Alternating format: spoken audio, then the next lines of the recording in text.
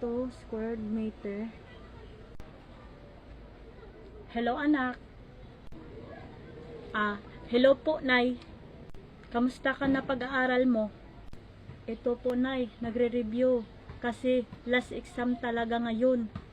Pagkatapos ito, may sasabi talaga ako sa'yo dahil tapuan talaga ako sa school. Ganun ba? Pagbutihan mo talaga pag-aaral mo anak Mag-review ka na. Sige po Nay.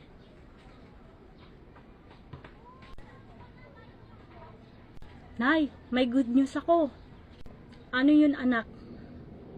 Tapuan na naman ako sa aming room. Talaga anak? Ang galing mo talaga sobra. Proud na proud talaga ako sa iyo. Salamat Nay. Nay, may graduation pala bukas. Punta ka Gusto ko pala aakyat ka sa stage. Ikaw talaga magsuot ng medal ko Okay sige anak. Ano oras talaga magsisimula? Siguro 9 o'clock ng umaga. Okay, pag uwi ko na lang galing trabaho. Sandali lang talaga ako at makuha ko talaga ng sahod ko. Katapos, diretso talaga ako sa inyo school. Salamat Nay. You're welcome anak. Congratulations.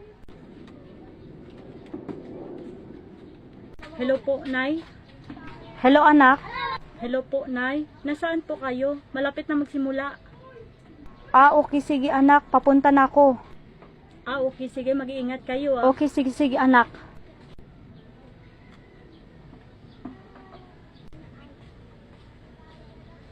Hello po, Nay. Hello po, ikaw pala talaga anak na aksidente?